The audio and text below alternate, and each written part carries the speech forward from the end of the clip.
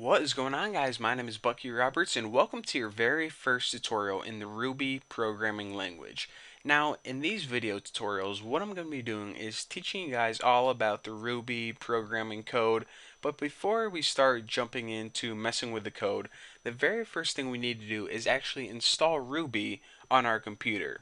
So I am running a Windows machine, and one of the cool things about Ruby is you can practice Ruby on a Mac or Linux or Windows.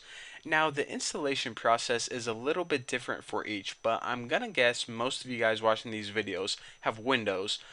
So I'm going to show you guys how to install it on a Windows machine, but just keep in mind that the installation process is different for a Mac than it is Linux than it is Windows. So everyone on Windows, in order to install Ruby, this is what you do. Go to the website rubyinstaller.org. Now, my guess is that the website is going to look a little bit different depending on when you're watching this video, but nonetheless, go to the section where you download the Ruby installer and just go ahead and hit the button. Now, there are going to be a bunch of different Ruby installers. Just go ahead and choose the most recent version, unless it's in beta or something like that. Now, just go ahead and click it, and whenever you do, it's going to download an executable file. This is the file that you need to run on your computer in order to, of course, install Ruby. Now, go ahead and double click this, and if you're running Google Chrome, you can just go ahead and click the file on the bottom. But once you double click this executable file, it's going to say, "Are you sure you want to run this file?" Well, yes, computer, of course. That's why we just clicked it. So run, and of course, make sure to speed read through all these. Bzzz. Okay, go ahead next. Does anyone really read those things anyways? Not me. So one of the things that we need to take note of is we have a bunch of optional checkboxes here. Now, whenever we have optional checkboxes, make sure you select them all because, hey, we want the full package here.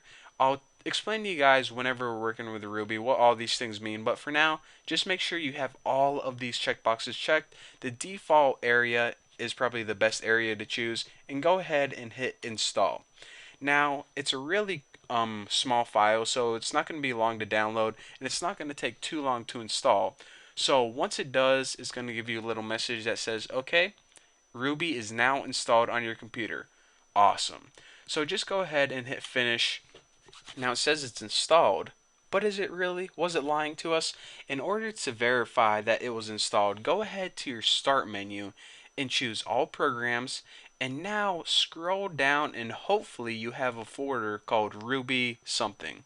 So go ahead and click this and choose the program that says Interactive Ruby.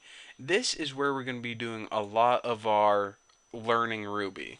So basically, I'll explain interactive Ruby a little bit more in depth later on, but it pretty much turns code that we write into code the computer can run immediately. Basically, something that we can understand into code that the computer can understand. So, I'll show you guys how to I'll give you guys a little tour in the next video, but just so we can play around with it, just so we can say we type some code in this tutorial, go ahead and give it a simple math problem like 2 plus 10 or something like that. Now go ahead and hit enter, and it should give you your answer of 12. If you can run any command, any math problem, and it gives you the answer, then you are good to go. So that is all I'm going to give you guys for this tutorial. Again, make sure you have Ruby installed. If you have any questions, you can just go ahead on my forum, tnbforum.com, and ask me then, and we can go ahead and troubleshoot it for you.